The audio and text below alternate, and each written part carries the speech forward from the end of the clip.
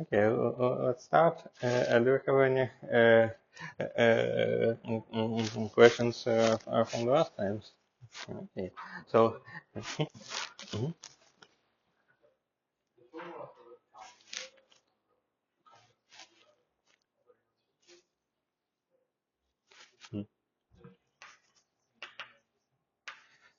So it depends on G and N. So if G is greater or equal than 2, then Gn is 3G minus 3 plus N. Because it is the number of cuts to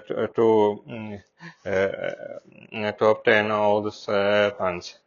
And this is a number of points. Each point is just one. Well, if we are in some local coordinate, it is just some complex number. So, well, I think it should be easy to compute. Well, it can be obtained recursively. So if we have some surface with some number of handles, then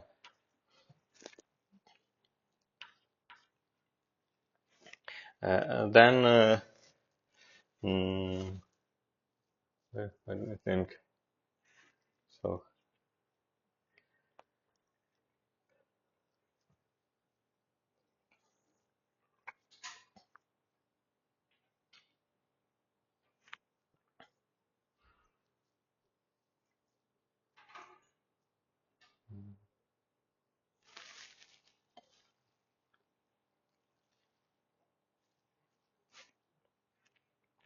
So, for example, if you have something like this, then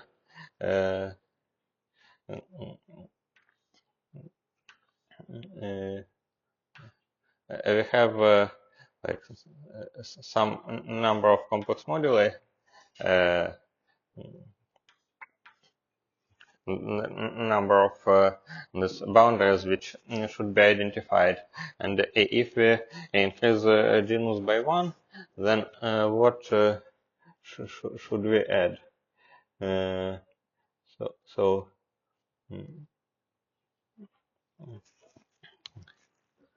it should be replaced. So instead of this neck, we should insert. So this part is the same as before. But here we need to insert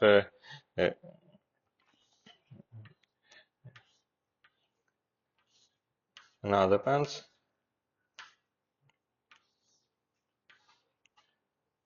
So here the same. So originally it was just one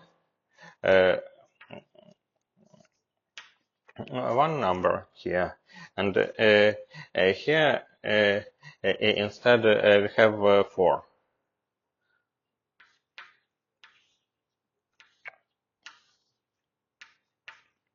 So the number of this boundary components increases by 3 when we increase genus by 1. So of course we can compute this number from some Euler characteristic, but maybe it is easier just to see what happens when we change genus by 1. And so it's for G greater or equal than 2. If G is 1,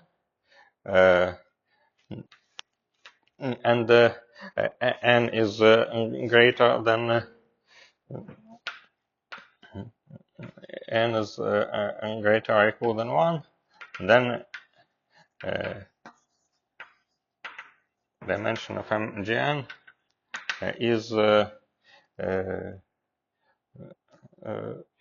1 plus n.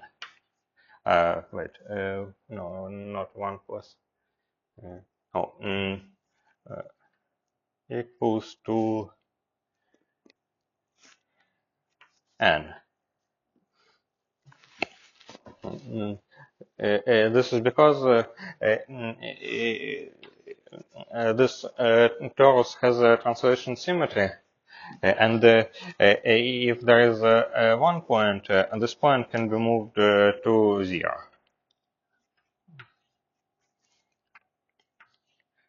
And so this is for n equals to 1. There is some point in 0, and this here it is tau and 1. For n equals to 2, we have this point, and we have some other point. Tau 1, 0, and some z2. So here coordinates are tau. Here we have tau and z2. This is n equals to 2. And then we add points recursively. When j equals to 1, n equals to 0, so m1,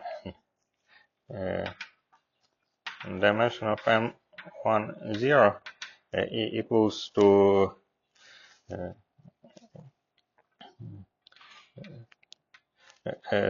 1. And this corresponds to simply modular parameter of torus. So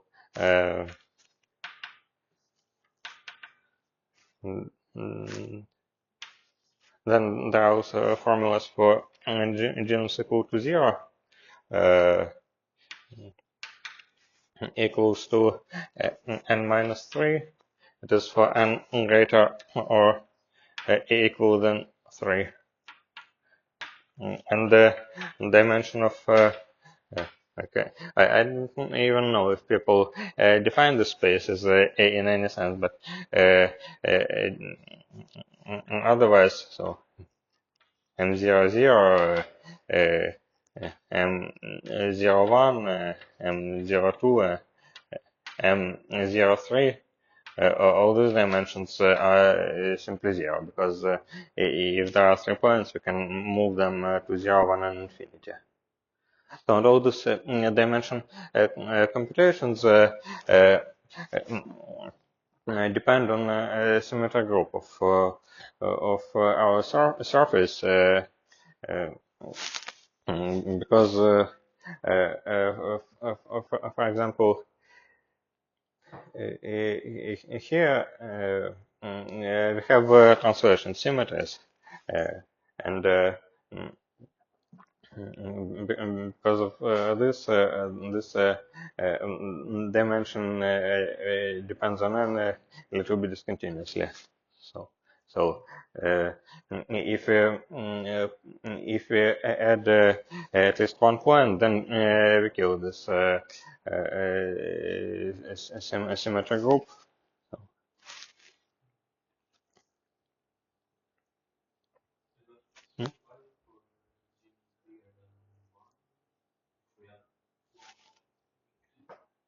But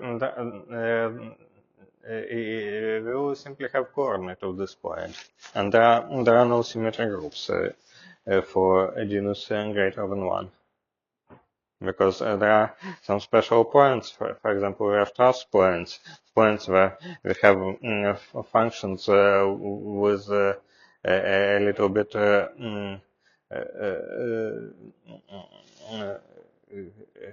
a smaller order code than expected, and these points cannot move continuously.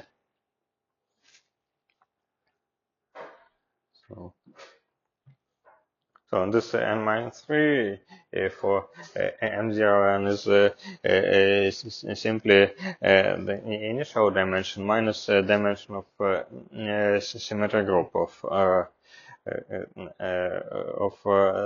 this CPN. And we can move 3 points to 0, 1, and infinity, and get n minus 3 remaining parameters. And this can also be accounted using this Pan's decomposition, because the picture here is the following. So for n equals to 4, it is this.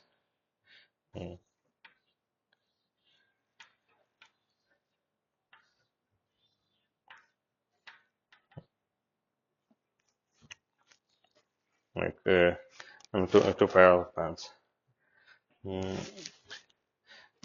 So this dimension also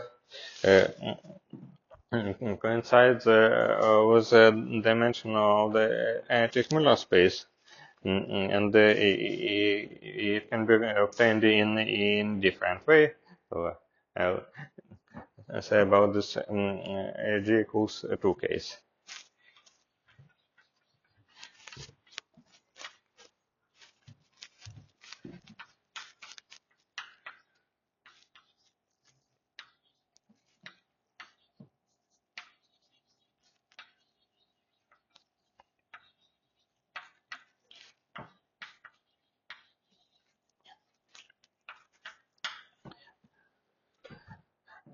So there is a fundamental group of so I think so there is a fundamental group of the surface with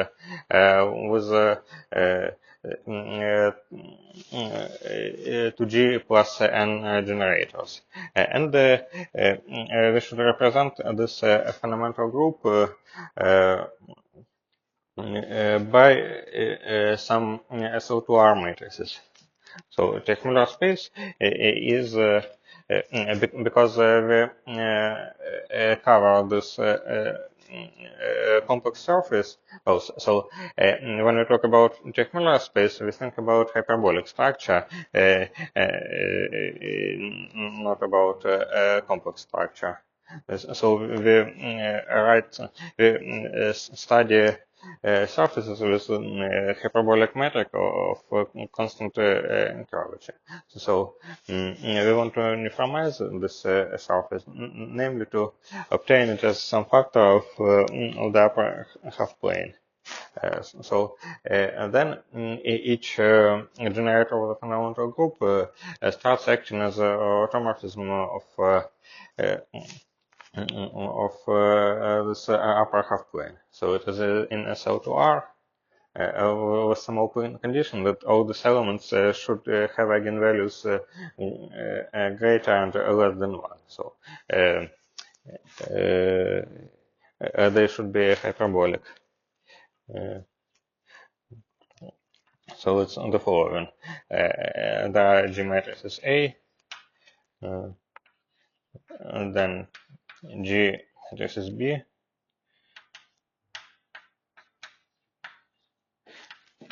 and then how to call them? Let's call them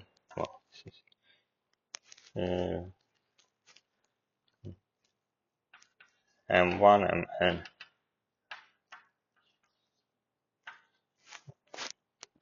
So this matrices should be considered up to a P1 relation, and group commutator of AI, BI, AI inverse, BI inverse times M1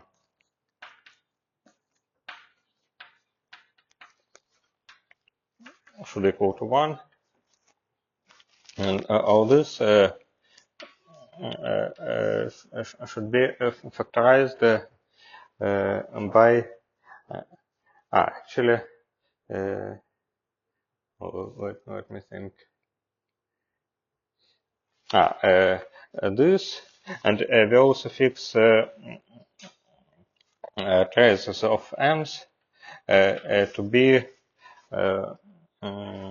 2.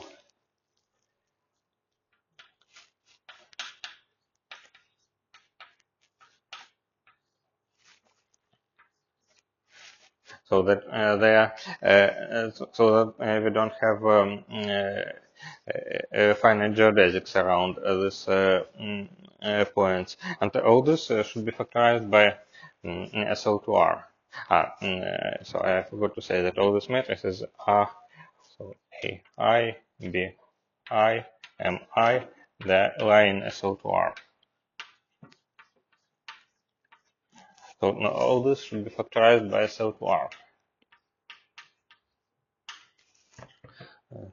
So if we compute its dimension, then it is what? It is 6 dimension of Gn is 6 G plus 3n. It is just a number of matrices. Then minus, plus 3n, minus the number of equations, minus 3, minus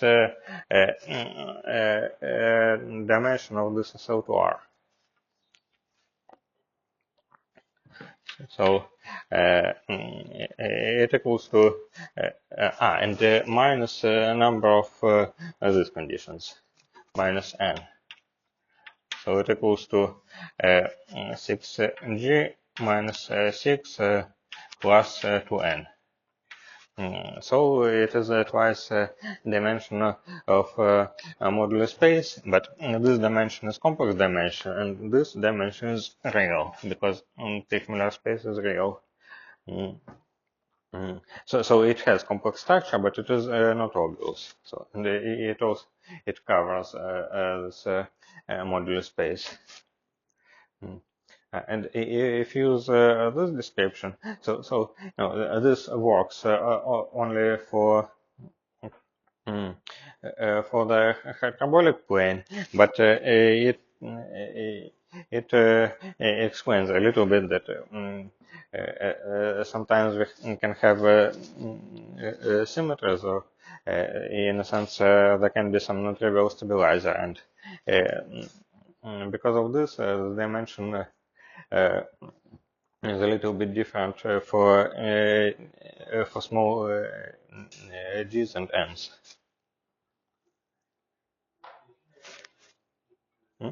So it's AI BI, so 6 parameters. This is MIs,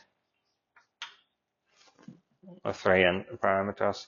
Minus 3 is P1 relation.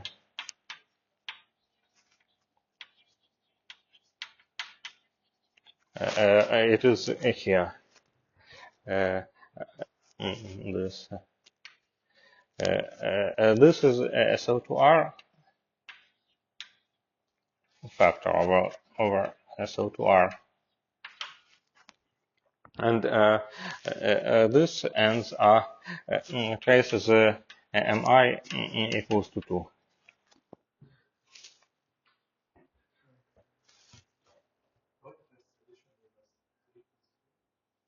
Because it is some matrix, so its determinant is 1, so it's a SO2R matrix, but it's condition that it should be 1.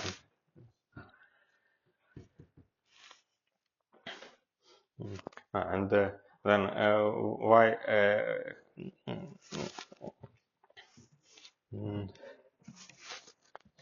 why hyperbolic structures and complex structures are closely related. It is because we can write a Liouville equation and find some unique metric of constant negative curvature if we have some conformal structure. So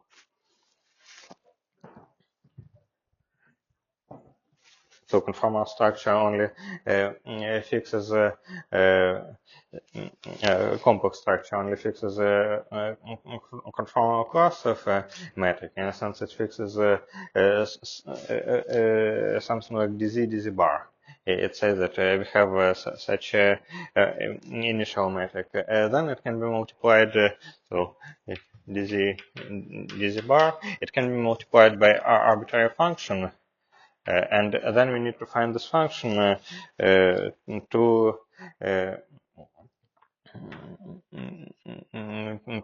make this metric of constant curvature. But in this uniformization picture, when we take upper half plane and factorize by automorphism, it is more or less clear that it gives us automatically both hyperbolic and complex structure, because upper half plane has both. So this matrix is also defined complex structure, although it is not obvious that this manifold is complex, but it is. And its difference from the moduli space is that here that in the moduli space we don't have any chosen A cycles and B cycles, and for the Teichmüller space all of them are fixed. So 1 point of moduli space corresponds to infinitely many points of Teichmüller space, and that differ by a choice of A and B cycles. And also this Teichmüller space is simply connected.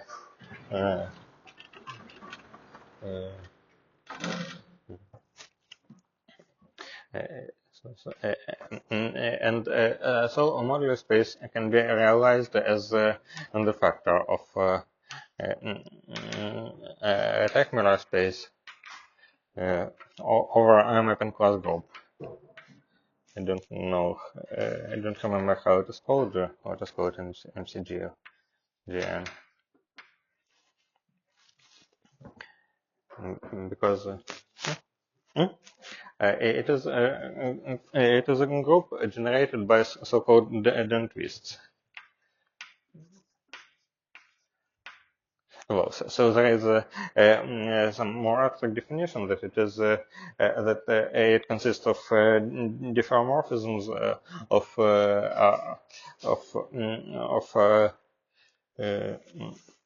on the surface modular diffeomorphisms that are that are homotropic to identity, but it is simply think about this as about something generated by some generators.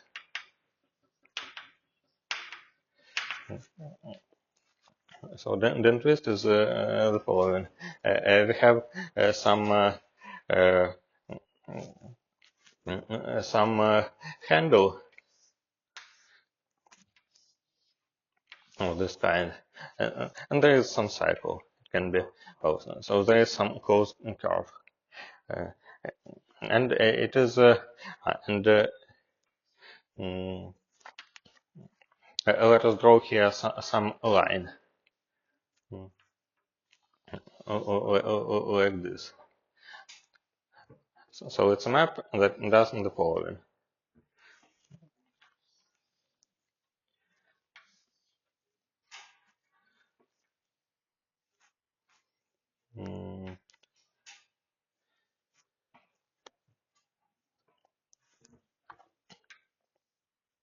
No, so how to draw this, and then it goes to the other side.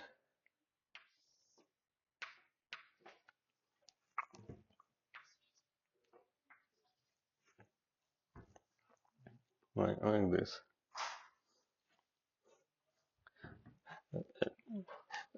So in terms of the complex structure, it means the following: that here we had some parameter q that identified these two pieces of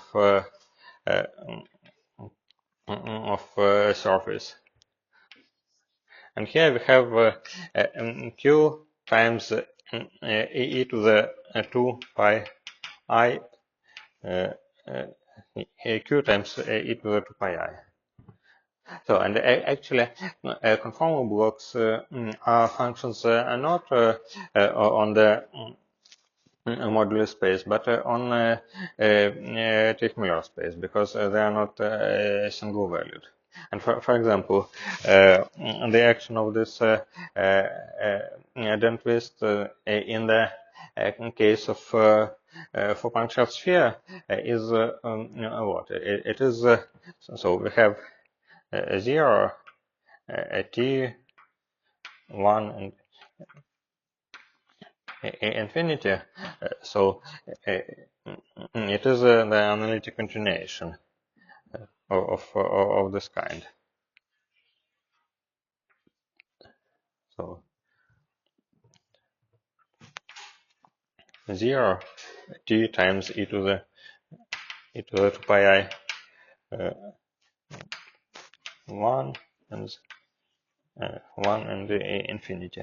And if you look at the conformal block, it starts from t to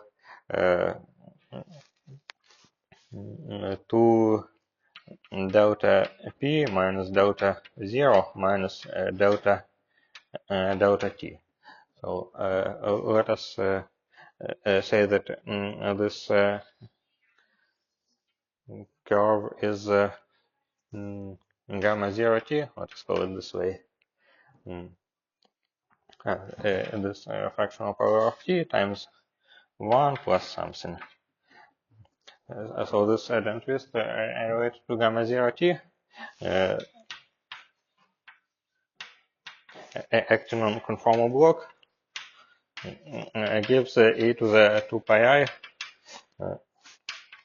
delta p minus delta 0 minus delta t times conformal block.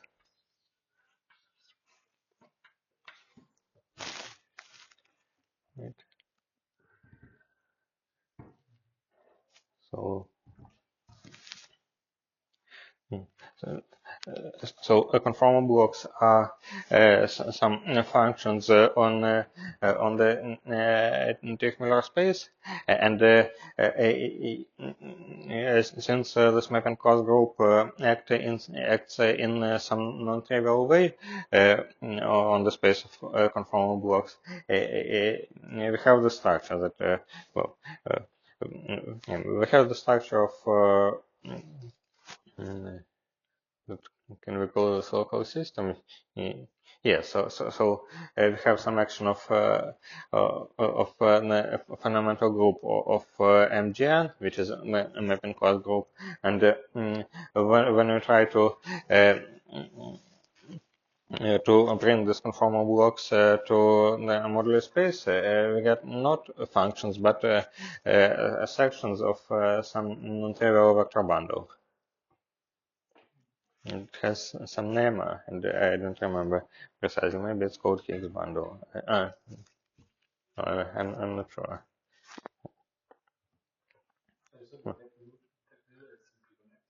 Yes.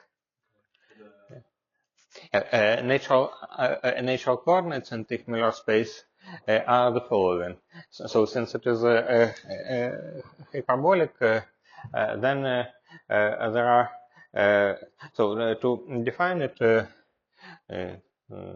where should I write? Maybe here. So it's called Fenchel-Nielsen coordinate.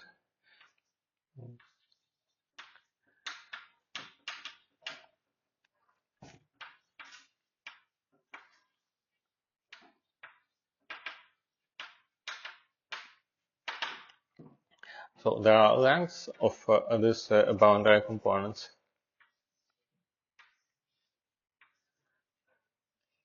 L,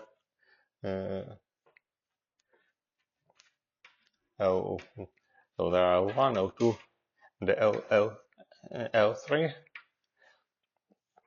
but so it is one one set of coordinates, LIs, length of these boundary components.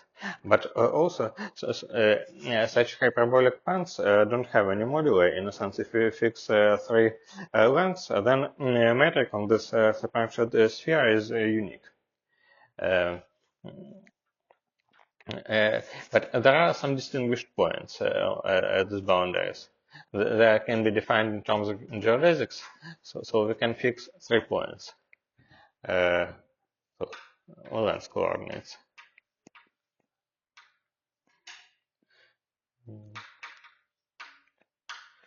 And there is another set of coordinates, and they are called twists.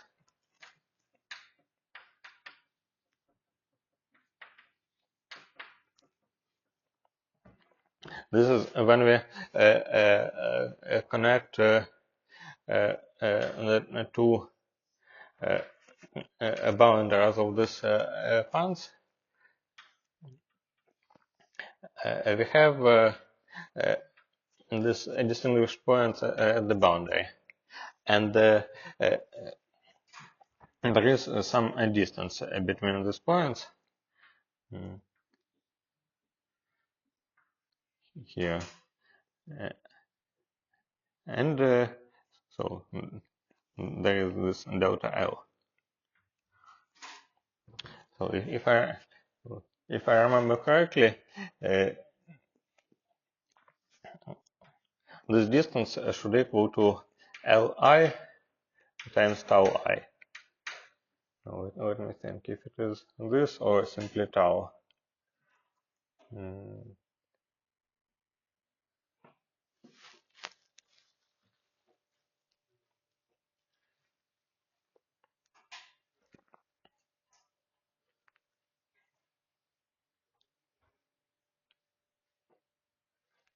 Maybe no, it should be tau I. It's simply tau because the dimension of symplectic form.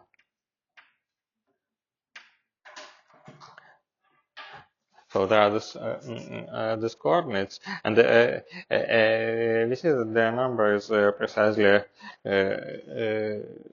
6g minus 6 plus n, because it is in the same counting.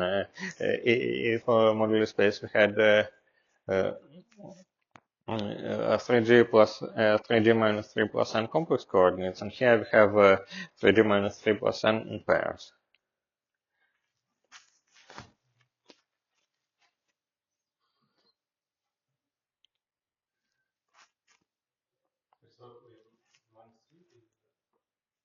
It's simply the number of cuts we need to do to separate our surface into some number of pairs of pens. So we can also count the number of these pairs of pens, but I don't want to do it.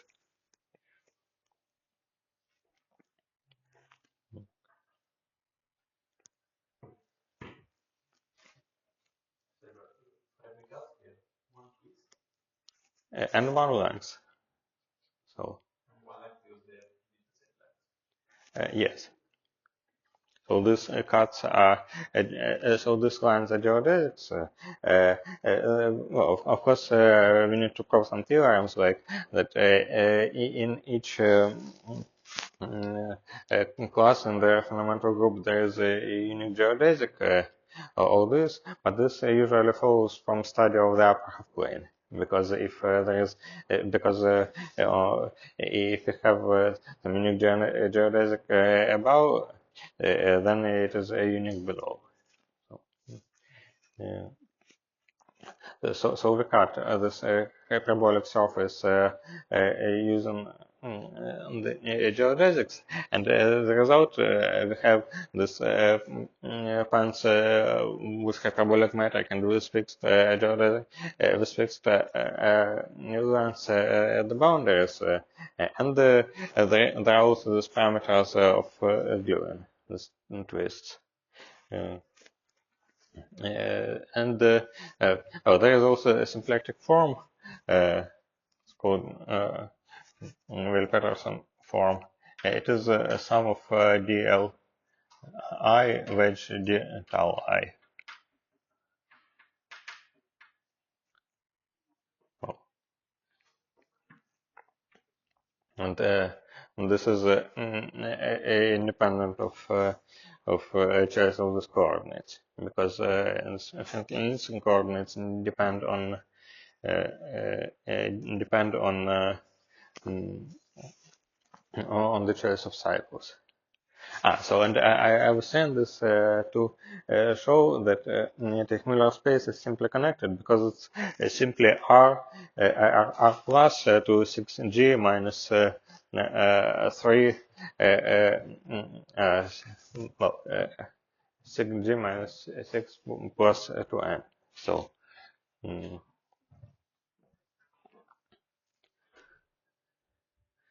uh, so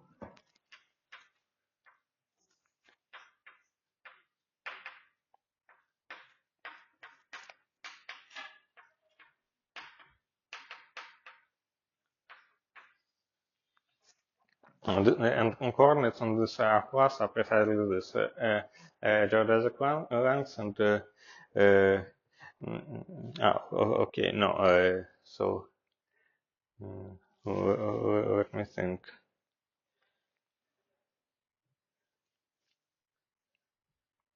Oh, this way it's not obvious, probably. Mm, mm.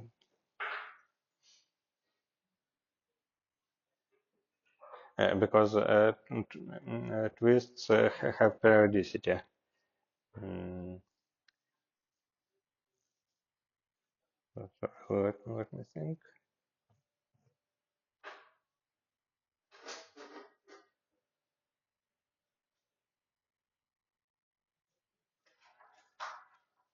No, but it is fine if we continue increasing this twist, we will obtain a different configuration of A and B cycles. In a sense, if we do tau I to tau I plus L, it will be some different point in the Teichmüller space. So yes.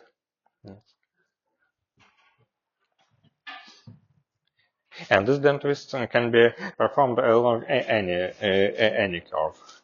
So we can cut any curve and do like this.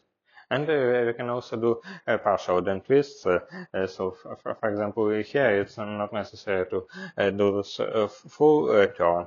This partial dent twist will give different points in the Moduli and Teichmüller space. So.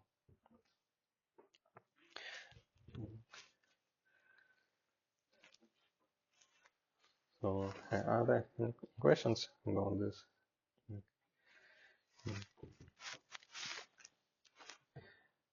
Okay. Let us maybe go to the conformal blocks.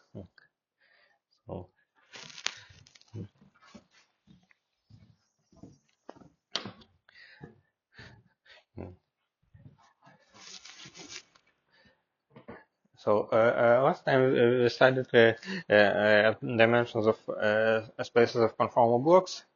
Um,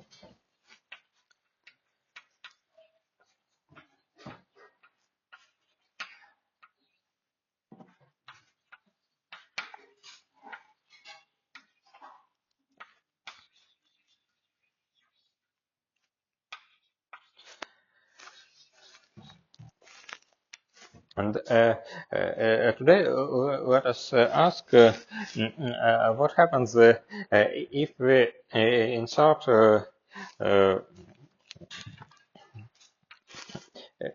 what happens if we choose one of the fields to be degenerate.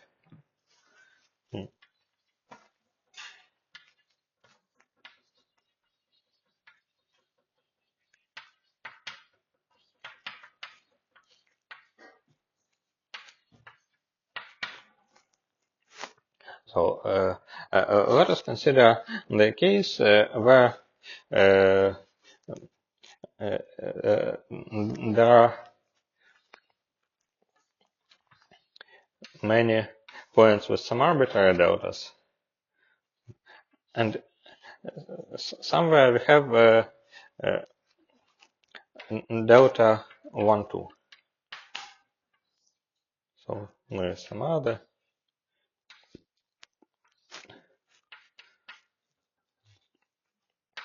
delta 1 and so on.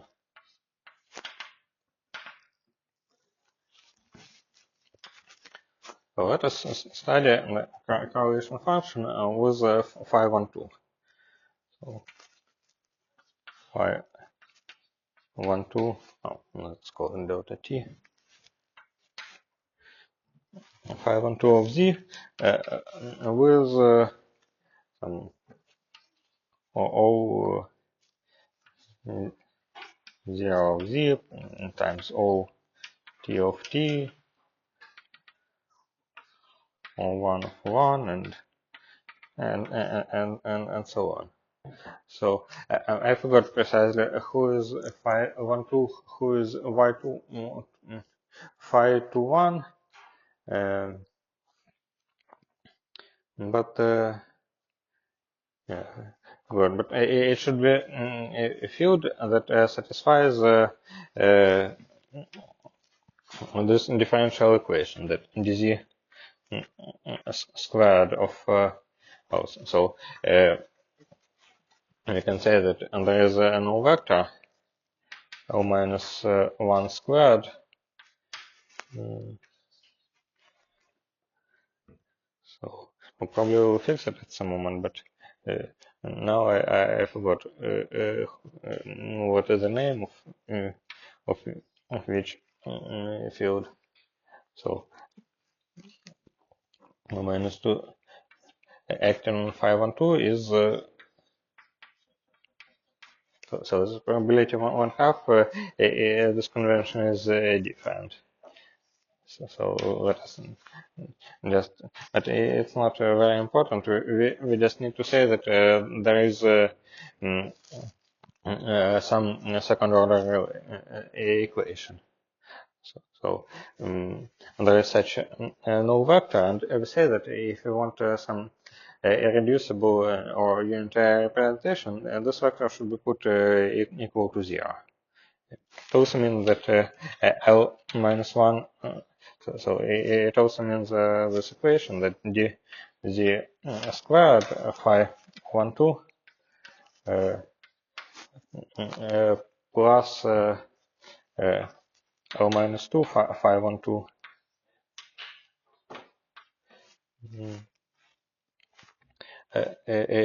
equals to 0.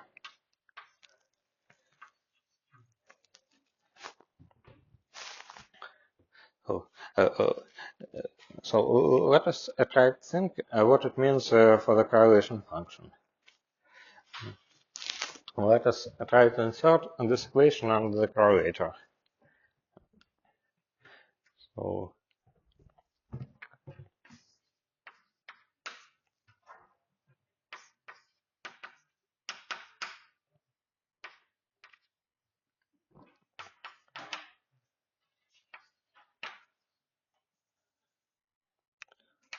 you can write simply product of all i's of the i's.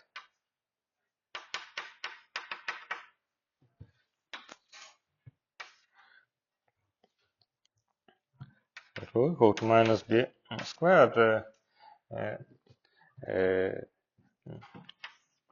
I want to insert the section of L minus 2 as the integral around z dw over 2 pi I t of w phi 1, 2 of z over w minus z.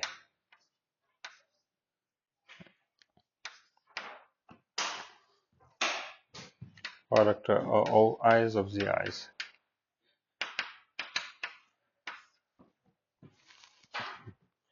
right?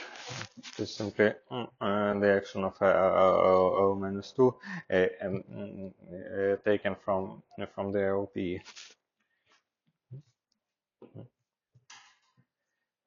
So and uh,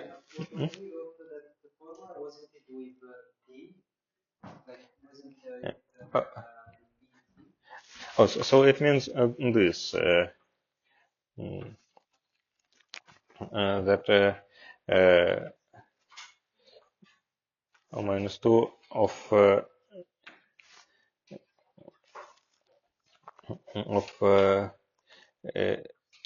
Z, and its action of O minus 2 on phi, and it is the same as to write the regular product with t, because on this expression is simply the regular product. So it's the constant term in the OP, because we can write somewhere that on one side the T of Z was some field of well, not aside the same T of W phi of Z. So on one side it is sum of L and L and phi, the action on the space of fields of Z, Z minus W to n plus 2. And on the other side, we can say that it is, so by definition, constant term of the OP is the regular product. T of Z phi of Z plus sum over n different from minus 2 ln phi of Z over Z minus W to n plus 2. So it's kind of identification. T of Z phi of Z is the same as L minus 2 acting on phi.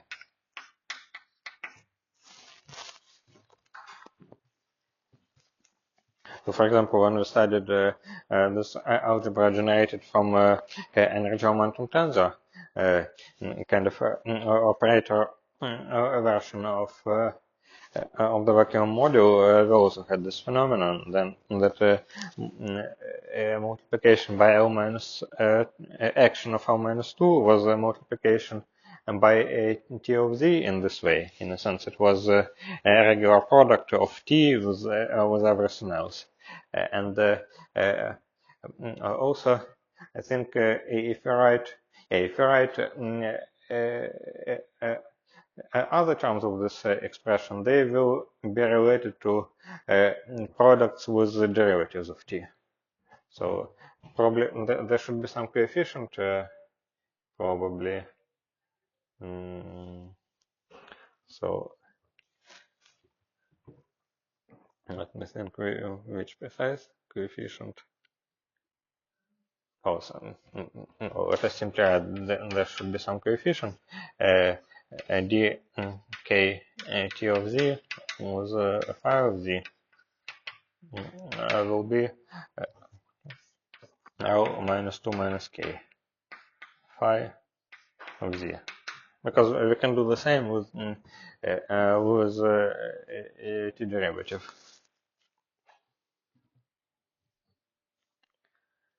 So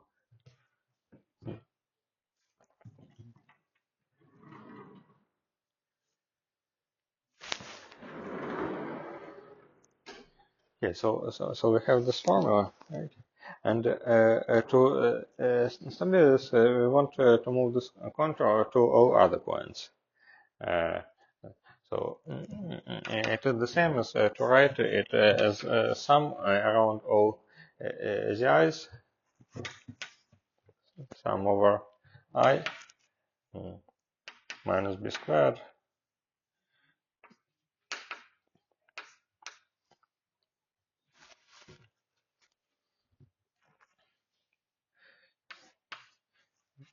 integral so plus b squared, because now we change the order of we change direction of integration. Zi is dw over 2 pi I 1 over w minus z. Here we have t of z o I of zi times everything else. So here we can use the OP. So it's T of W.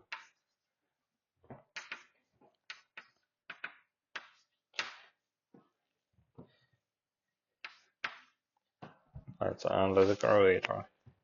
And there is also 512 somewhere.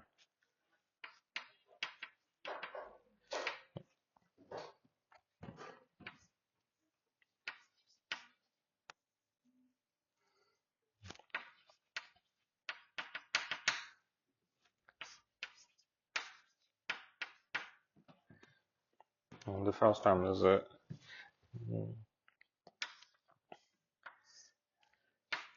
delta I over Z over W minus Zi squared O I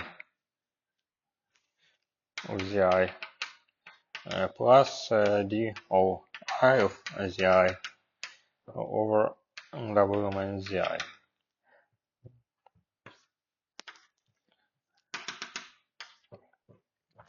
So we can compute this integral because we simply need to compute a residue of this expression. So this will be what will it be? So integral around the I.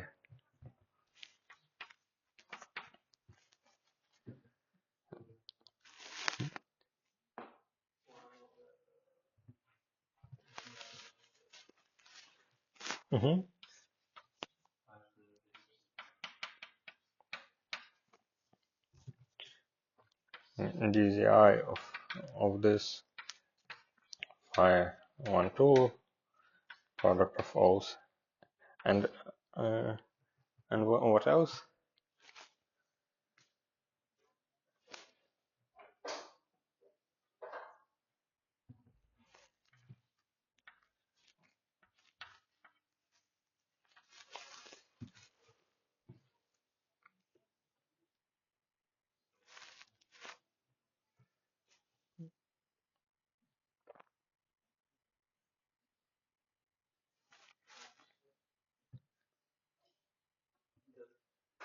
Oh, plus maybe or minus.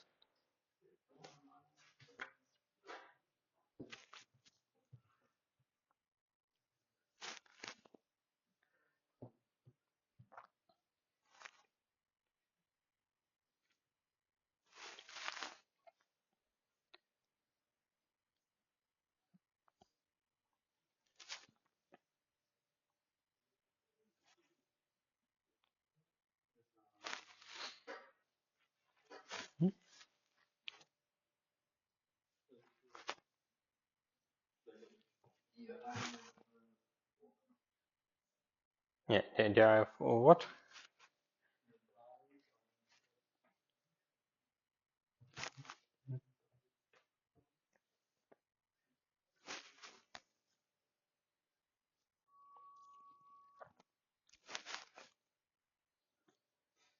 So there is a second order pole in this function, and the only dependence of W is here and here. That's all.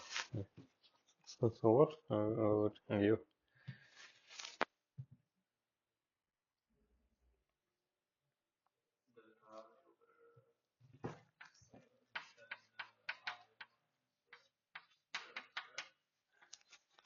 Minus, yes, minus Z squared. Yes, thanks. So, and everything else. 5 and 2, product of O's.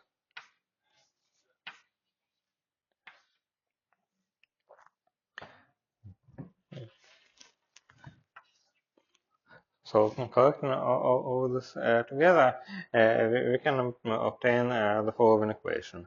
So dz squared plus sum over I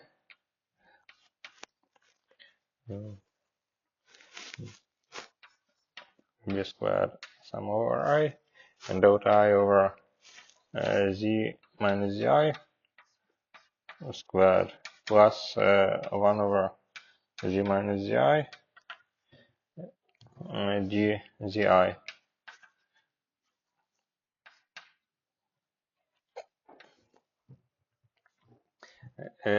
acting. So all this acts on our calculator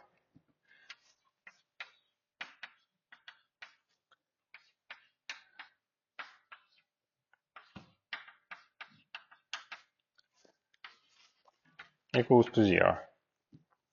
And this is called BPZ equation.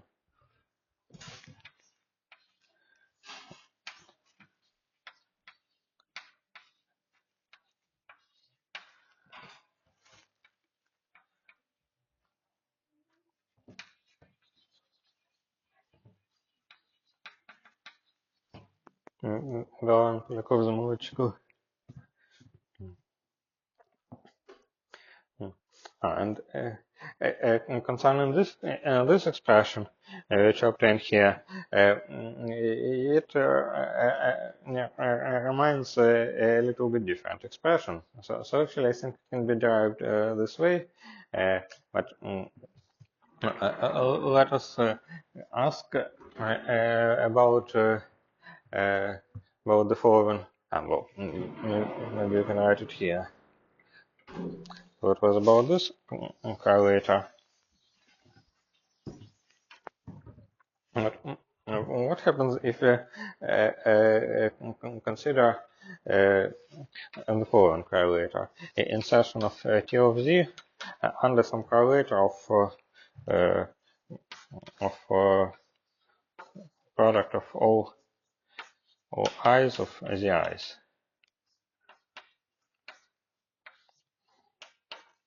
So we know that the only singularities of this T of z are at of this calculator in z are at the i's, and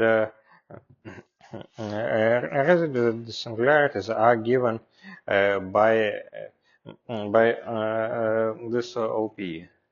So we can write that this calculator is sum from I equals to 1 to n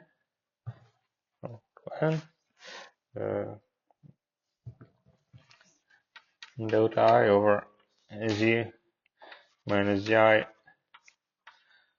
squared plus 1 over z minus zi d zi, one product of all i's of the i's. So, and if, for example, if this original correlator contained just 3 fields, then correlator of 3 fields can be computed explicitly, and so we know the correlator was an argument tensor. Otherwise, it will contain some derivatives. But it's a little bit different situation because operator is the same, but it acts on a different object. Here it acts just on the correlator of primaries, but in this situation, this operator acts on the correlator with phi 1, 2.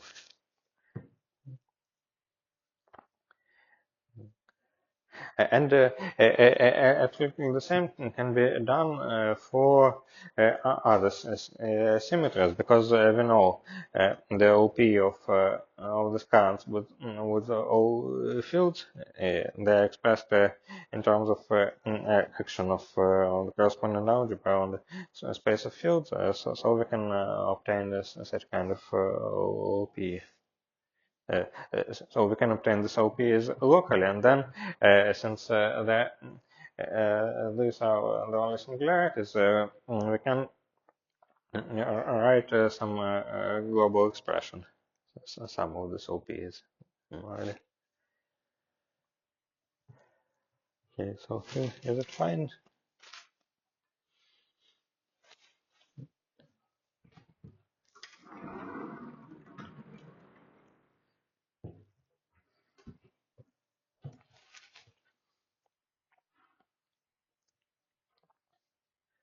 So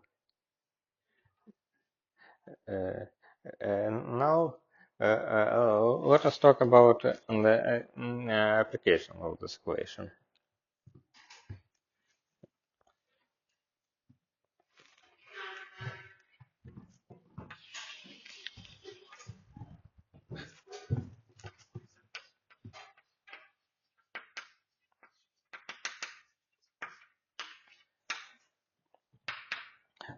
So let us consider a three-point conformal block with some.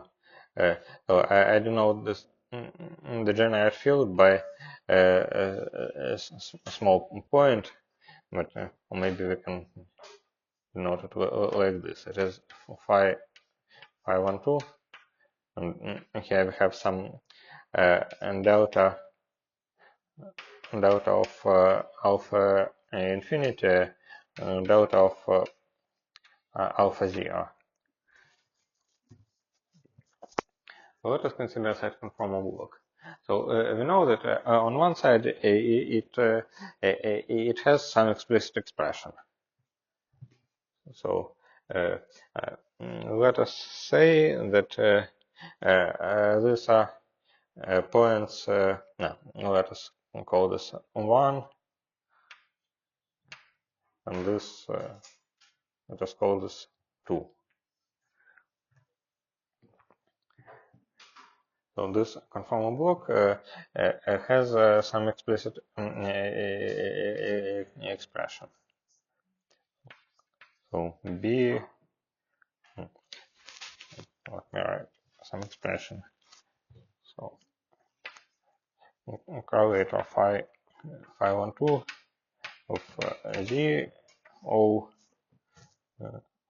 delta of alpha 1 of Z1 O delta alpha 2 of Z2 is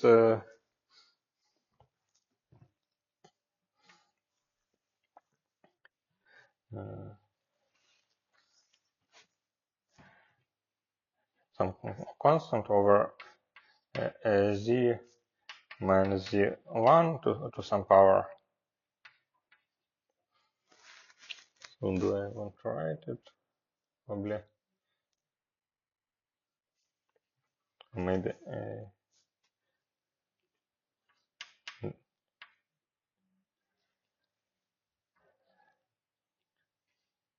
delta 1 2 plus delta 1 minus delta 2, and also two other terms, Z minus Z2, Z1 minus Z2.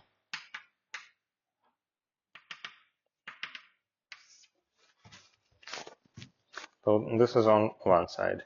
On the other side, we know that this correlator should satisfy this differential equation.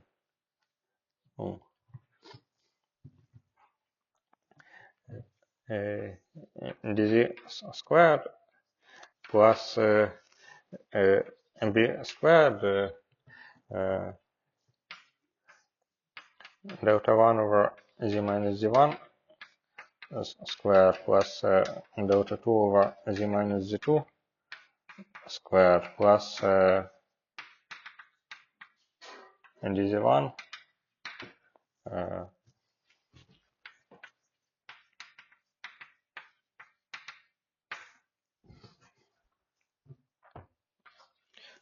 on this expression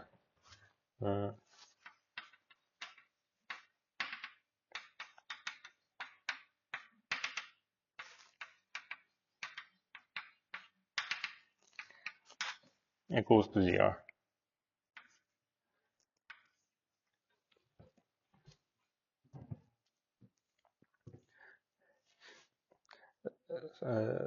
So I don't want to write these equations explicitly because there's a probability almost one that I will make some mistake and we will not get the answer. And it also takes quite a lot of time, so it's better to ask Mathematica to solve something like this.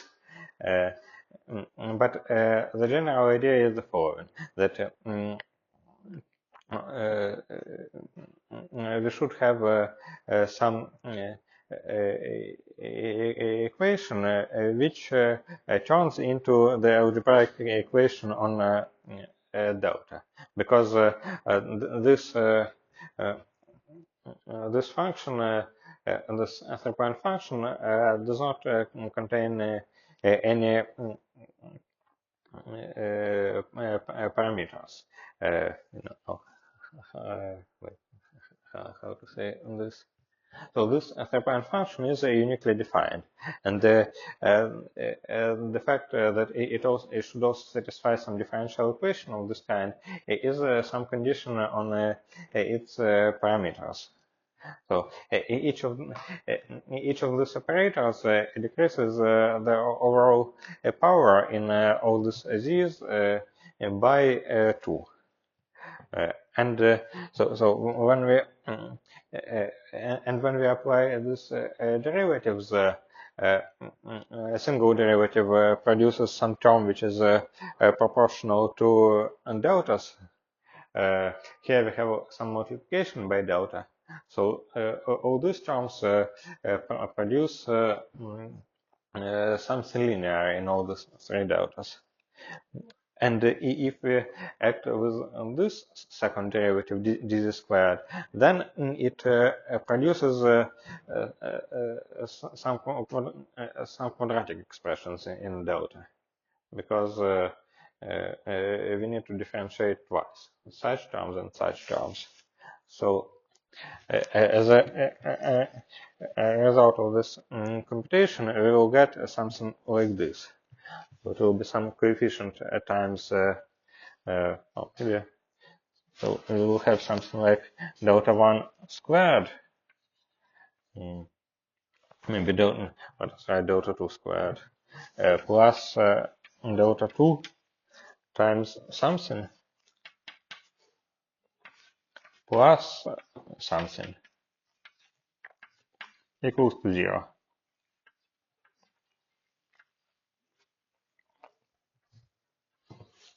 Right?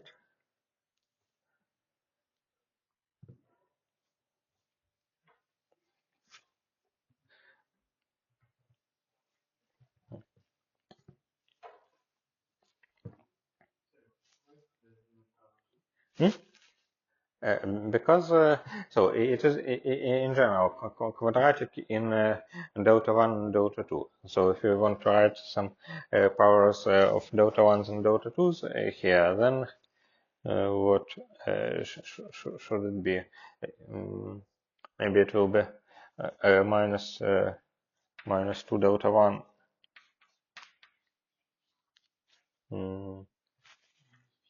plus something, because when we differentiate this it will be, maybe like this.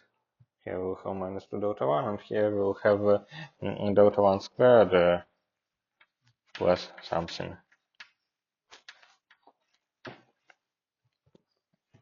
So it's some quadratic equation on delta 1 and delta 2.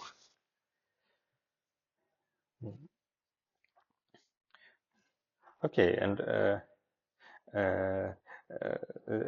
now the answer for for the roots of this equation. So delta of alpha 2 should equal to delta of alpha 1 plus minus b over 2. Maybe so. It's on the point where I could miss the two fields. Oh, but maybe this is fine. If dimension of delta 2 is a function of b, then maybe it should be fine, probably. Yeah. In a sense, exponential with a small argument satisfies the equation of this kind. Yeah. So we have such an answer, and in principle, we can understand the origin of this shift, because we know that if we consider a field representation of the Versor algebra, and we know that it exists for arbitrary central charge, then there is a representation, one exponential is e to something like square root of 2 times alpha. Another is e to square root of 2 times b over 2. And since it's a free theory, there is a conformal block with exponential with this sum. So we can get at least one fusion of this kind, and maybe it's simplified. And we can also consider another fusion and see that shift by minus b over 2 is possible, is also possible in the sense that if alpha 2 equals to alpha 1 plus b over 2, then we can write that alpha 1 equals to alpha 2 minus b over 2. So maybe it's oversimplified, but in any case, we can simply solve this quadratic equation and see that these dimensions are in the answer.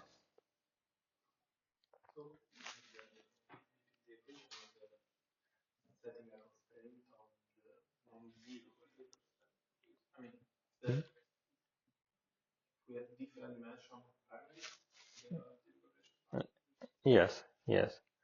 So it's a statement that such 3-point functions, so dimensions of conformal blocks of this kind,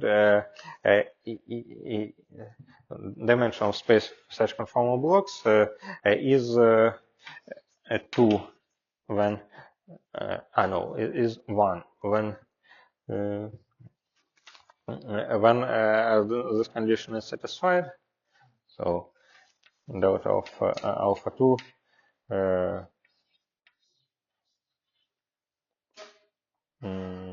delta 1 2.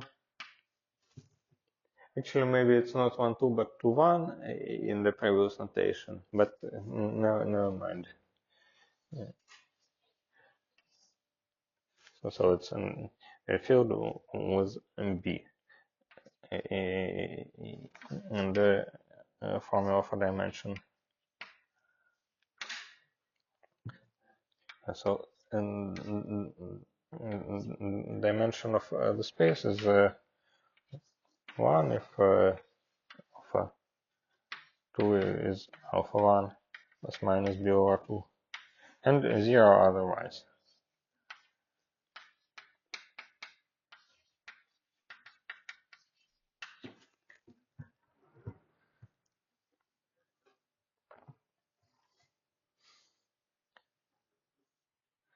So Is it fine?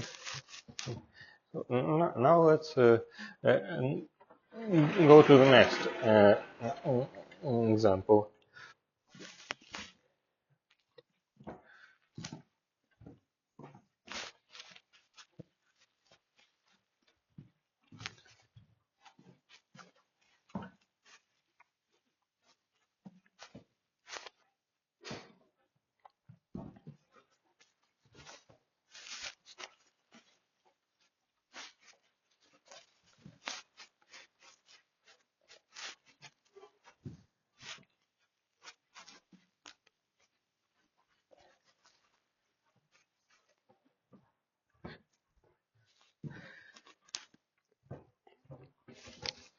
Let us ask about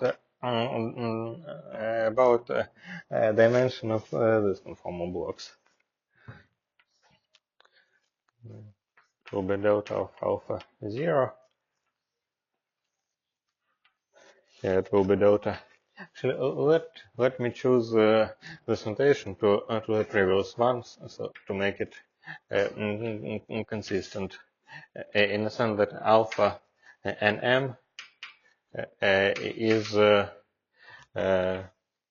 minus n over 2 b plus 1 minus m over 2 b inverse. So, what was 1 2 will be to 1.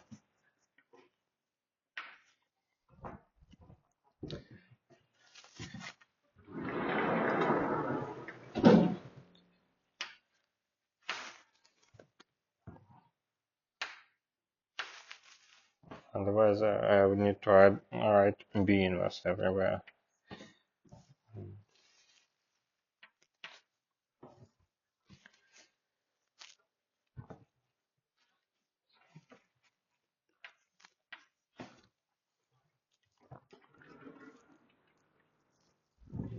Here.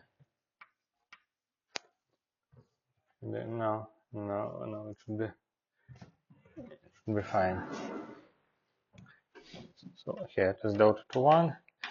Here is some delta of alpha 1. Maybe let us call it, oh, don't matter. Delta of alpha infinity. So, what do you think? What is the dimension of such a space?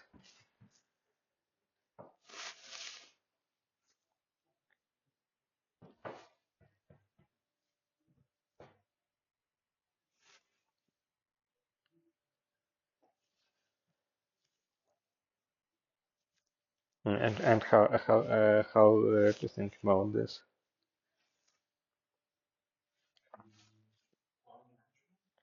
No.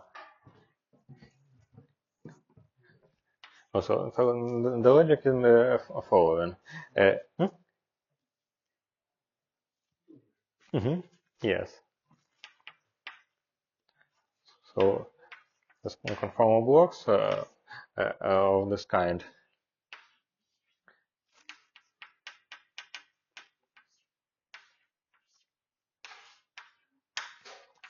It can be written. So in principle, it is some direct sum over all these conformal blocks of this kind.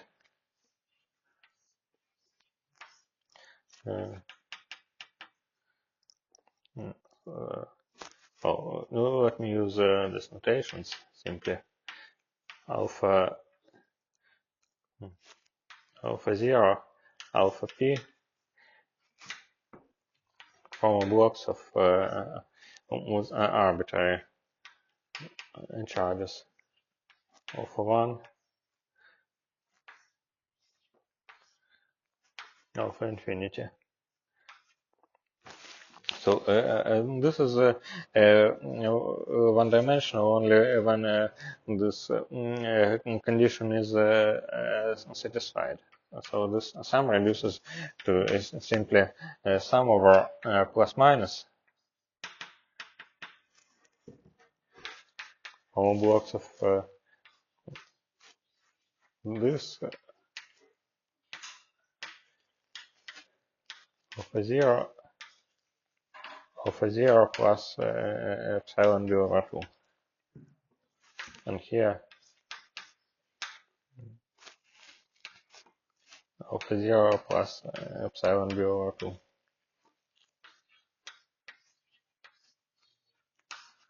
Alpha 1, alpha infinity.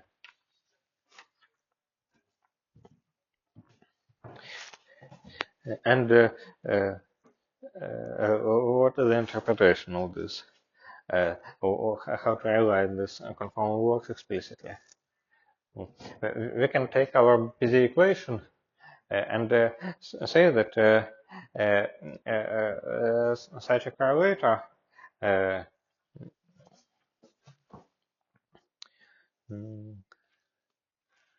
so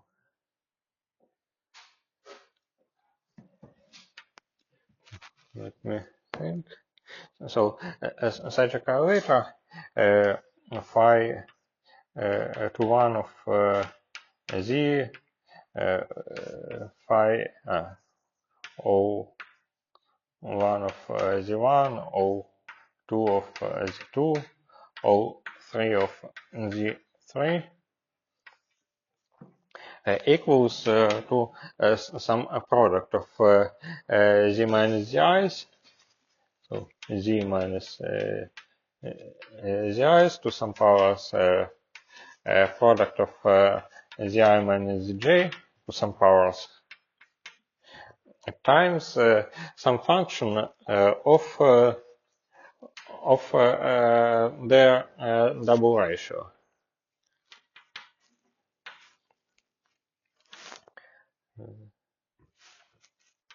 Z minus zi, z minus z1, z2 minus z3, z minus z2,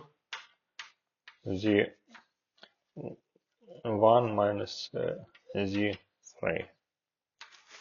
Is it fine? So if z1 is 0, z2 is 1, z3 is infinity. So maybe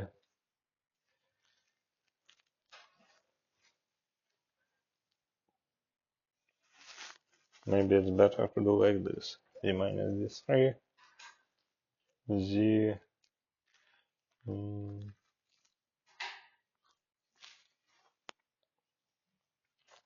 z1 minus z2 minus z1. Like this. But it doesn't matter. It is just some function of this ratio. So if you substitute it into the BPZ equation,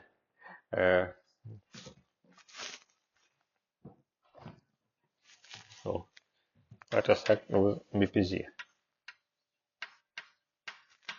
It will be some, and you can call this T.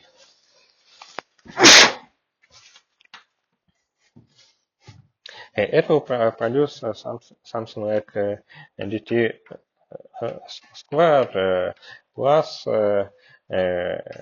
something times dt plus something. Acting on B equals to 0.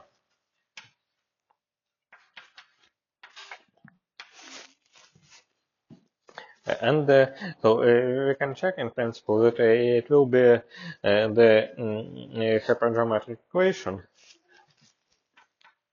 Now this B can be expressed as some prefactor times f to 1.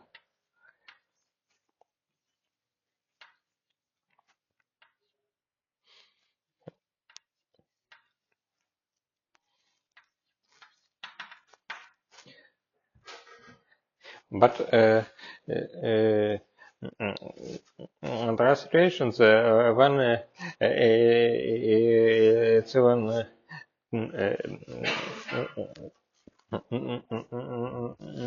non-trivial that this equation reduces to a hypergeometric equation, and it can be a quite hard computation, for example, for some W algebras.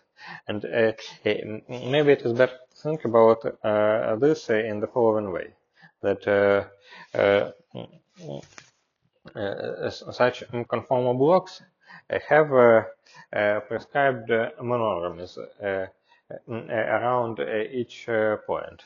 So we can study them as a function of z, the function of insertion of the degenerate field, and we can compute monotony exponents around each point, because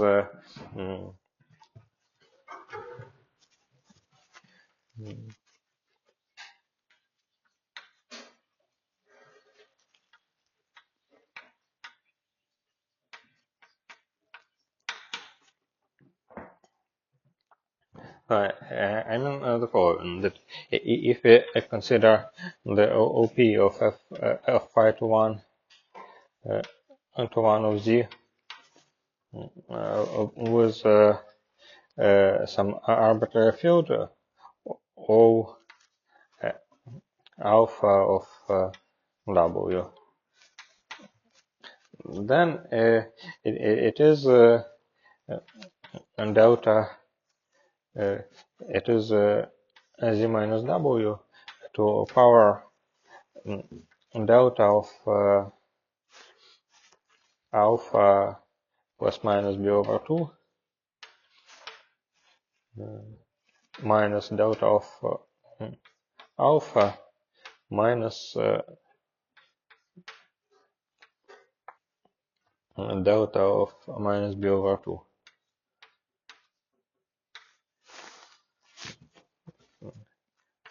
times sum over plus minus with some coefficients.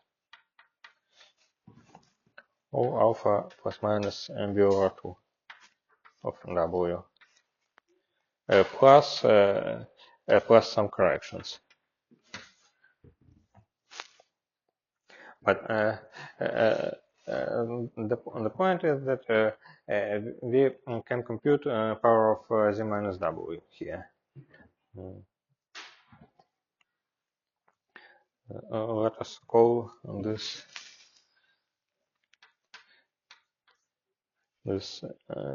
sigma plus minus. So that tensor with delta minus b alpha?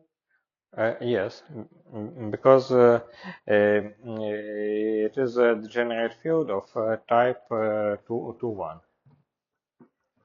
So if we and delta of alpha is alpha times q minus alpha.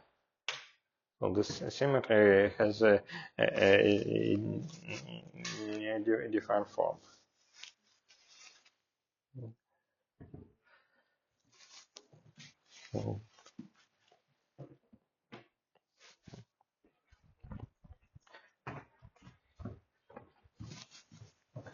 Yes. So let us compute this monotony exponents.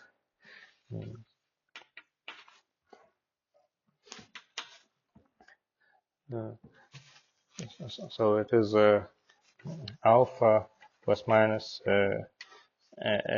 over 2 times q minus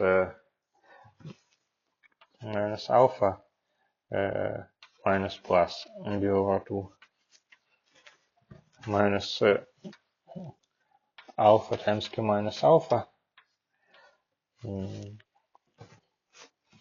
minus or plus b over 2 and q plus b over 2.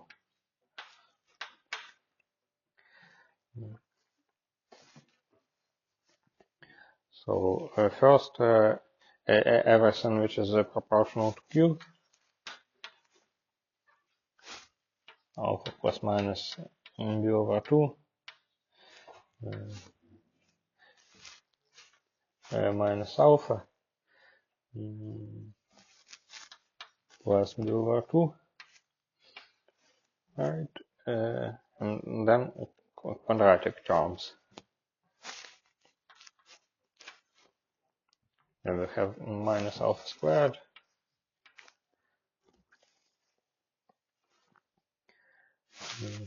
minus plus 2b times alpha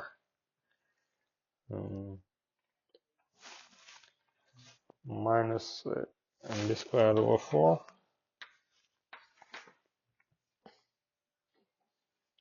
plus alpha squared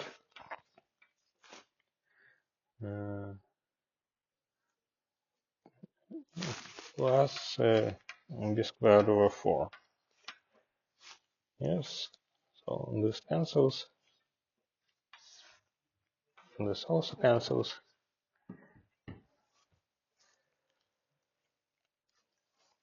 Hmm?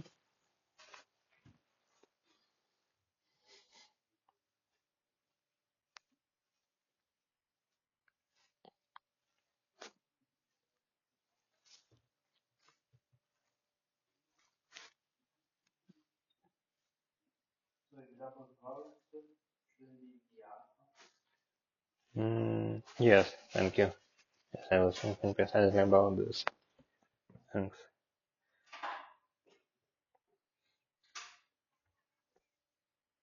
Okay, so it should be fine. Now, let me erase something, maybe this.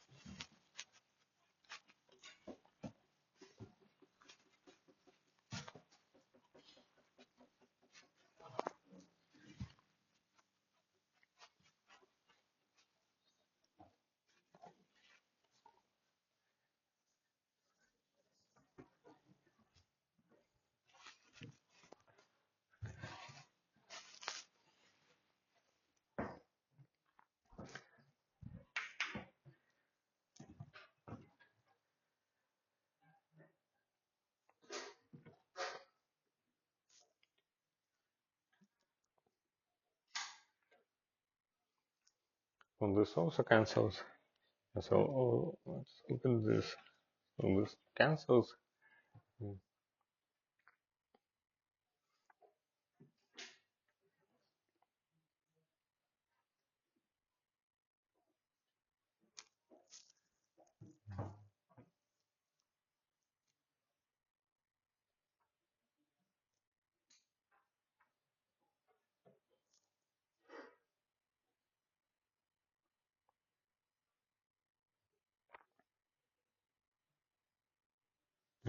So we have a minus plus b alpha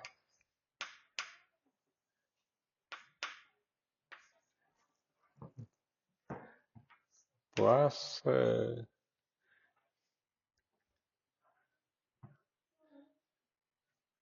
let me write it like this.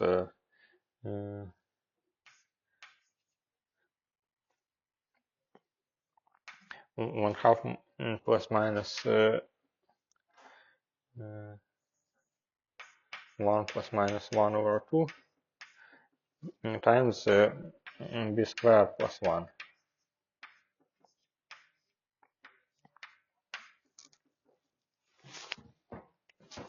You see that these different conformal blocks with different intermediate channel differ by monodromy exponent. If alpha is generic, which is more or less the statement that A should be non-degenerate, then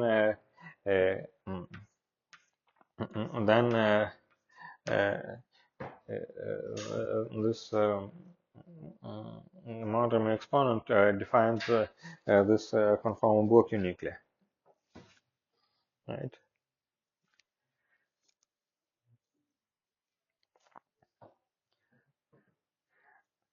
and we can say that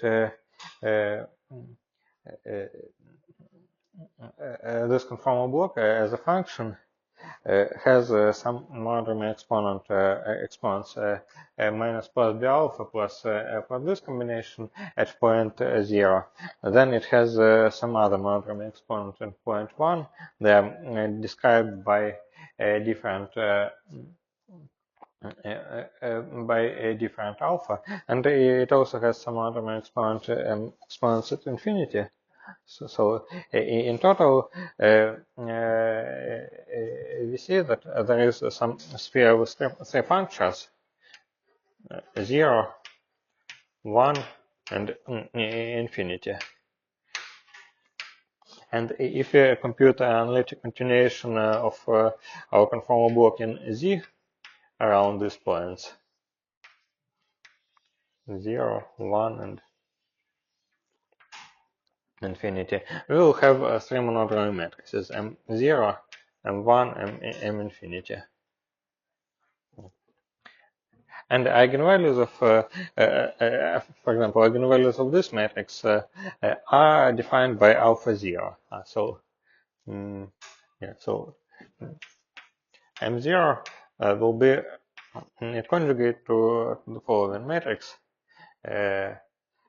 So if you take upper sign, or if you take lower sign, it will be to the 2 pi I b alpha. Here it will be to the minus 2 pi I b alpha. Lower upper sign is will be e to the 2 pi I b squared.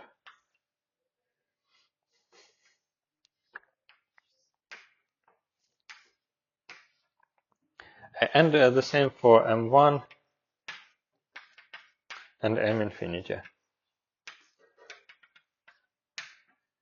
So eigenvalues of this matrices are fixed. And now the statement.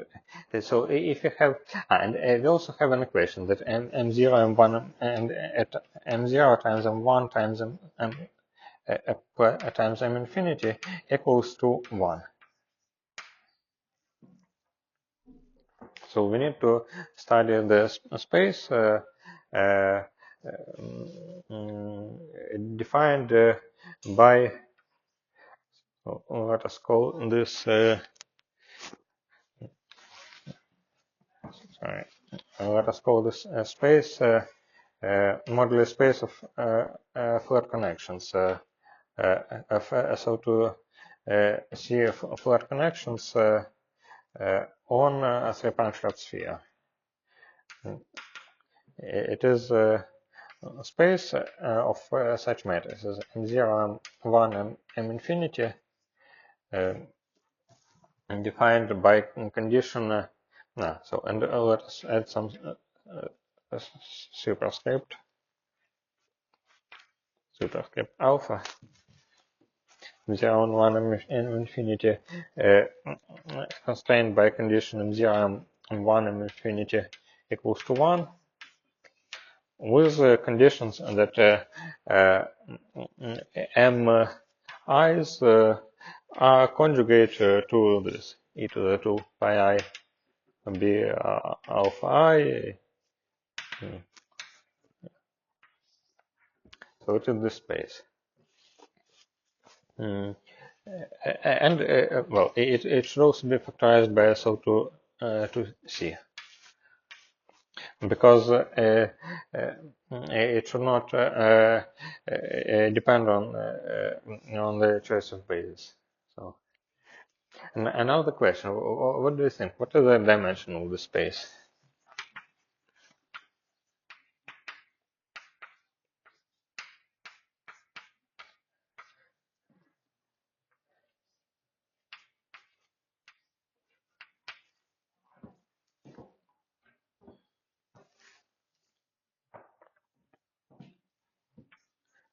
For generic alpha. because if alpha is not generic, then of course it can be zero-dimensional. We can ask all matrices to be identity matrices and or Jordan blocks, and one matrix to be some arbitrary matrix. Mm.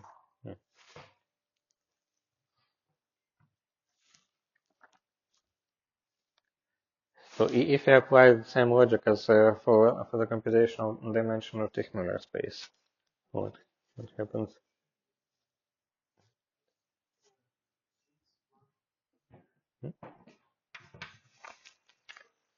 And it's complex dimensions. This one is complex. It's 6 minus what?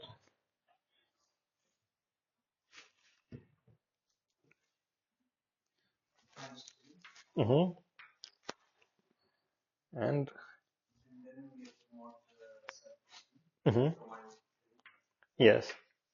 So it's 0.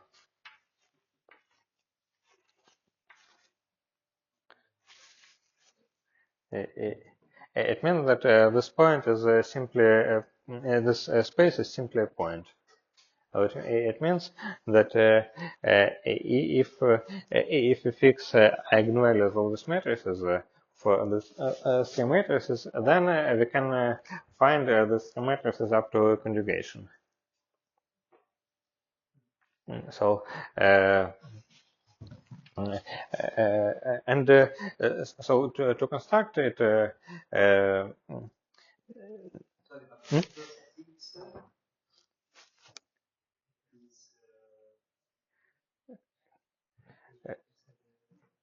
not yes, but uh, one ah, matrix of S to C would have three parameters. so So it could be 9 minus 3. Well, so it's kind of this 6 is 9 minus 3. So 9 minus 3 minus 3. And this is matrix is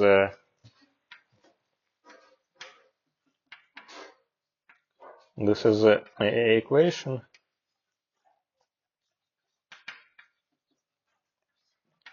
This is eigenvalues, and this is factorization by SO to C.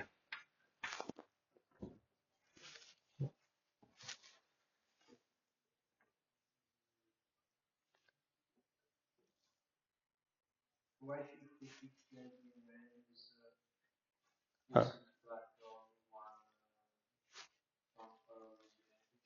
matrix? because well the determinants are kind of fixed. Well, in principle, it should be written for JLN, but it is not very nice. So let us think that such matrices are something like e to the pi I b squared, which does not depend on alphas, times something in SLC.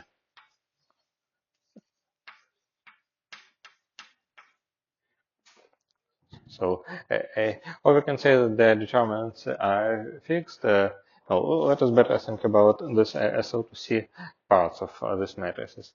And so, if some matrix is in SO2C, then fixing its eigenvalues is simply fixing its trace.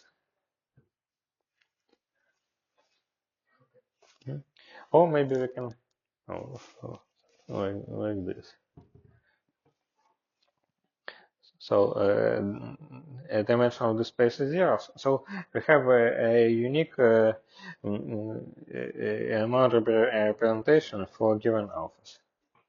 And the question is, can we construct it in some independent way? So did you see any function that has an integral branch structure about around 3 points? So some function that depends on three parameters and that has an integral branching structure around 3 points.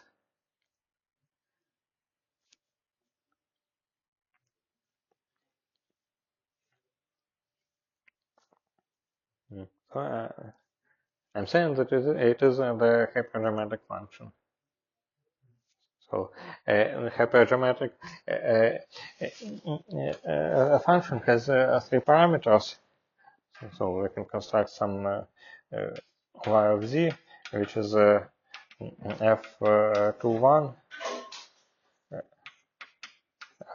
f21, also multiplied by z minus, so we can multiply it by z to a 1 minus z 1 minus z to b f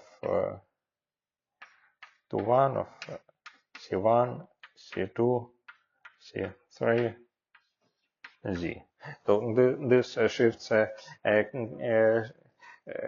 change this shift only diagonal part of well, only U1 part of monodromy, and these arguments define SO2 part of the eigenvalues. So it is as a parametric.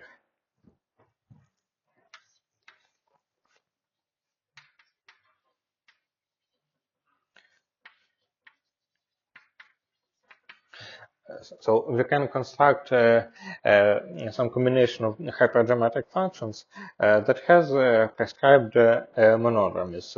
In a sense, we can fix arguments of hyperdramatic function to get correct asymptotics around 3 singular points.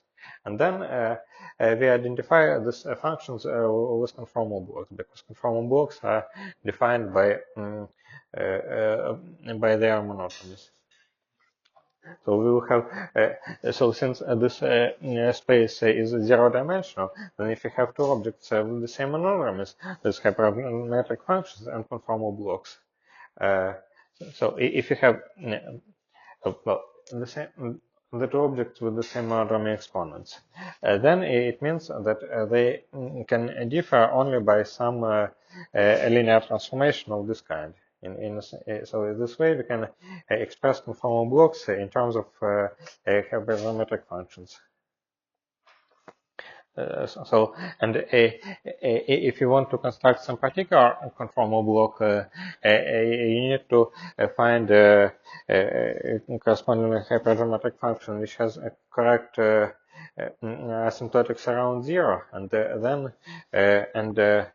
correct monodromy exponents around 1. And then, if you want to find the relation between conformal blocks at 0 and at 1, you can simply take this hyperdramatic function, take its connection formulas, either from Wikipedia or derive them yourself, and you have some combination of gamma functions which expresses conformal blocks of this kind. Obvious sum of epsilon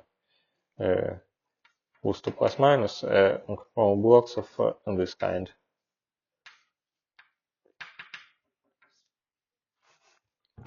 Or conformal blocks of this kind. So here it will be alpha plus minus epsilon b over 2.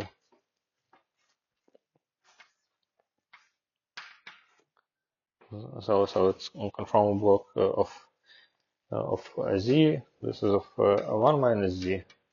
This is of z inverse.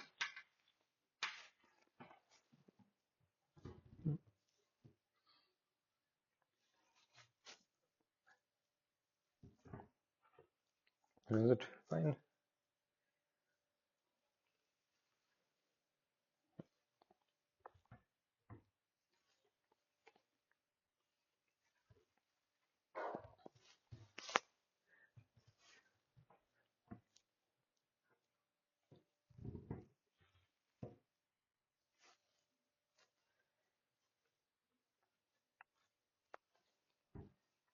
No, some gamma gamma over gamma gamma. This connection coefficients are on the hyperdramatic function.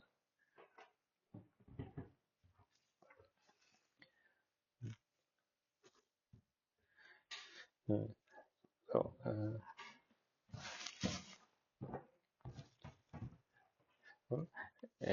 now I want to say a little bit more about the degenerate fields.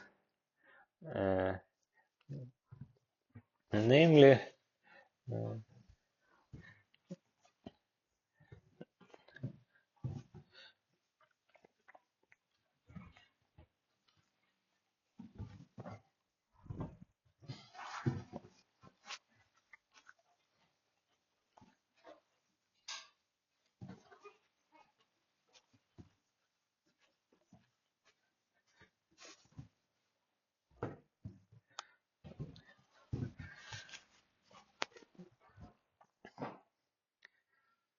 are there any questions about that? Is it fine?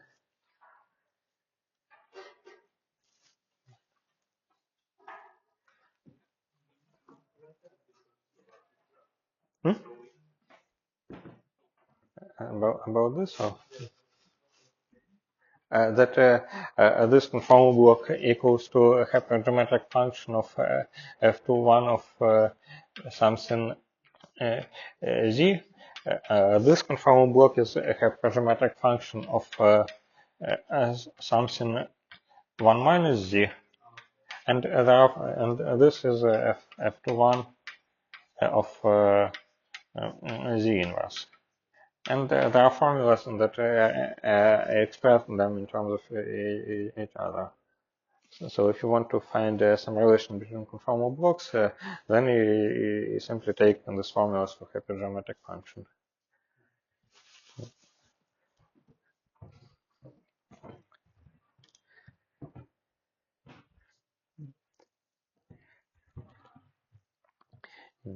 But plus minus sum. Plus minus sum. It's a sum over two solutions of hypergeometric equation, because it's a statement that there are two solutions of this form. So I'm omitting some prefactors of this kind, z times 1 minus z, some powers. So there are two solutions of this form, there are two solutions of this form, and there are two solutions of this form. And since there are solutions, there should be matrices that transform them to each other.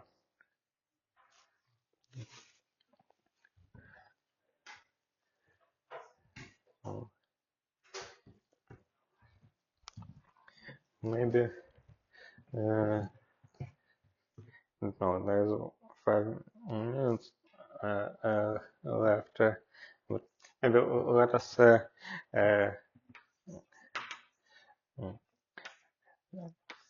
to think about one quite a simple thing.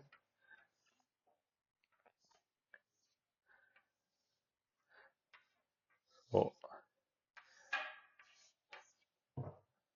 so this is alpha 0, alpha 1, delta to 1, delta to 1, alpha infinity. So what do you think? What is the dimension of such a space of conformal blocks?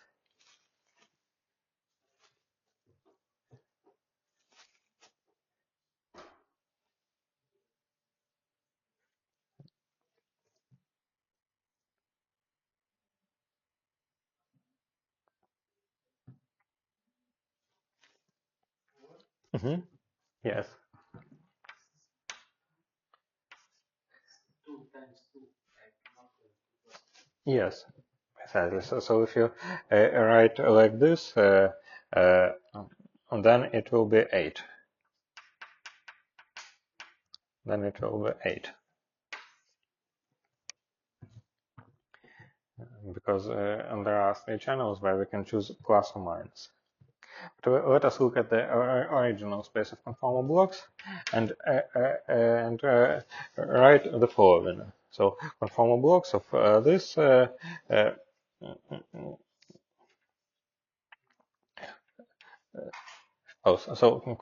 conformal blocks of this type, space of conformal blocks of this type, can be represented as the direct sum over the intermediate channel actually two intermediate channels.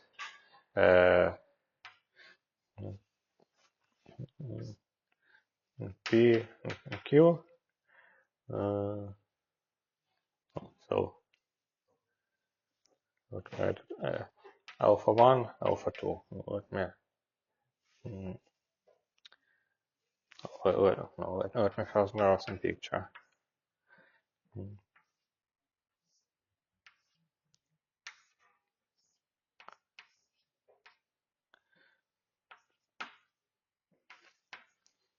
And alpha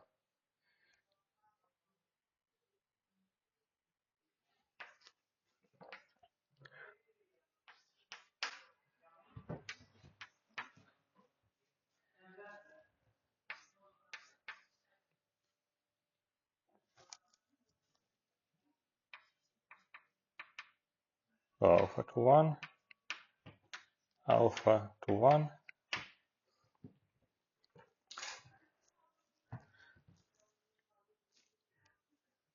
So actually, there no.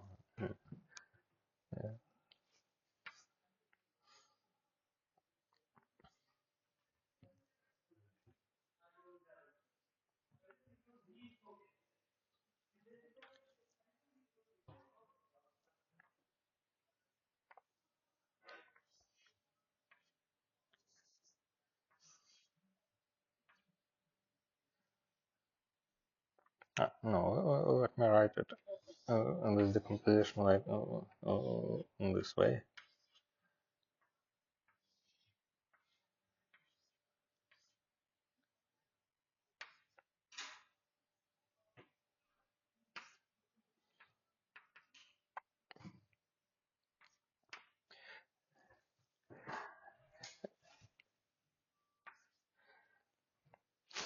And now the question is, what are possible values of alpha here?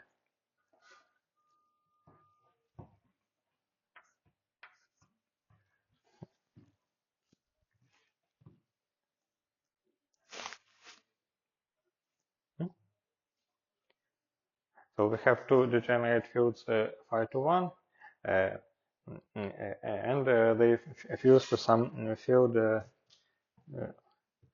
with a charge alpha. What are possible values of alpha?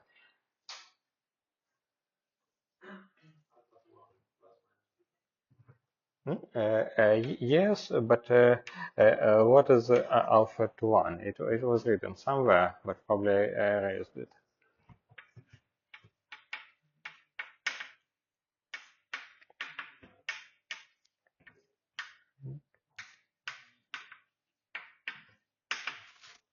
Hmm? Hmm? Uh, uh, oh, so it's minus b half, minus b half, right?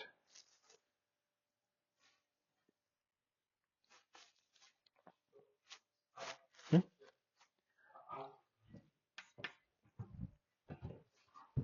So alpha can be either minus b half, minus b, and but minus b is alpha 3 1, and also alpha 1 1 is 0. So 0 is alpha 1 1.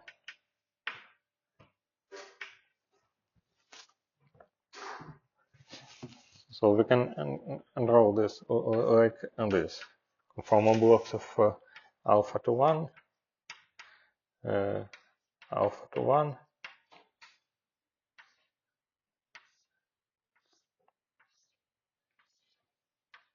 alpha 3 1, tensor conformal blocks of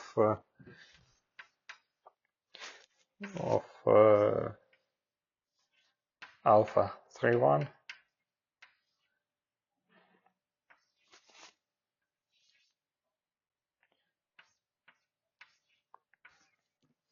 plus conformal blocks of alpha to 1, alpha to 1,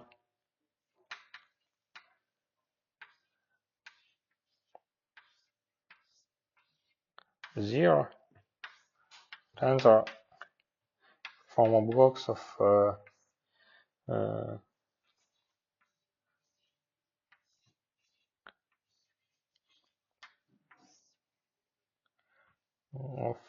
0, of 1, of 0, of infinity. So now the question is, what are the dimensions of these spaces? So of 0, of 1, of infinity.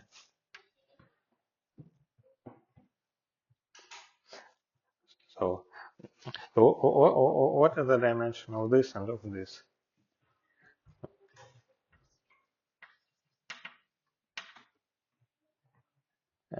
So of this,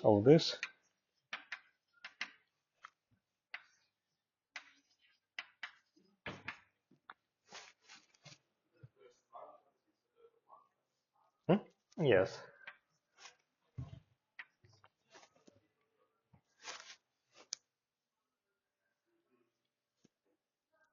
The last one is we have that we have one delta equals 0, so it's the identity.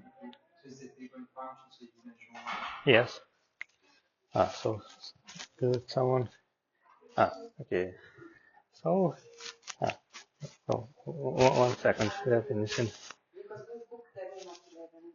Yeah, so we are finishing, maybe. So, yes, so maybe let's continue next time. No, sorry, 3. Yes.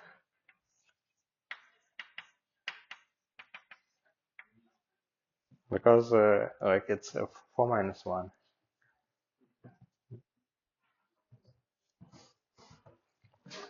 So and let us continue the next time.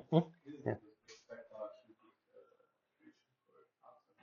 Well, it's no. Here it's just from dimension counting. We know that it is 4 dimension because this is the same space of conformal blocks. We know that it is 4-dimensional. Yes, and technically yes, it is because there is a cubic equation.